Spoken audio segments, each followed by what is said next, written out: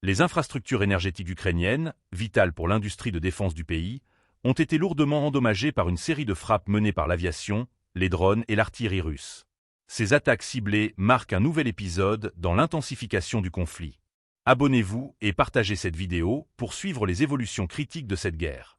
Selon le ministère russe de la Défense, les opérations ont impliqué des avions tactiques, des missiles de précision et des tirs d'artillerie. L'objectif principal, perturber les chaînes d'approvisionnement en énergie qui alimentent le complexe militaro-industriel de l'Ukraine. Ces installations stratégiques jouent un rôle clé dans la production et l'entretien de l'équipement militaire, notamment des munitions, des véhicules blindés et des drones. Au total, les frappes ont touché 142 zones où se concentraient des troupes et des équipements ukrainiens.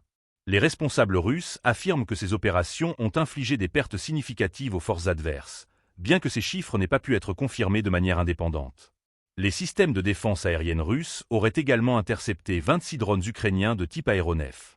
Ces drones, souvent utilisés pour des missions de reconnaissance ou des frappes précises, sont devenus des outils essentiels dans ce conflit asymétrique où la technologie joue un rôle de plus en plus prépondérant.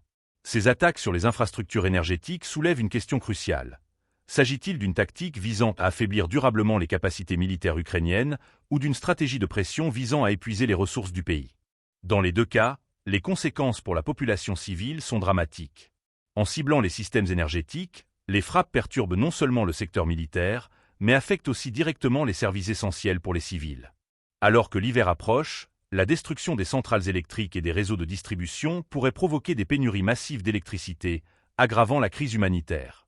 La situation illustre également une guerre d'usure, où chaque camp cherche à affaiblir l'autre sur le long terme. Les Ukrainiens, de leur côté, multiplient les contre-offensives dans l'est et le sud du pays, tout en sollicitant une aide internationale accrue pour renforcer leurs capacités de défense et réparer les infrastructures critiques.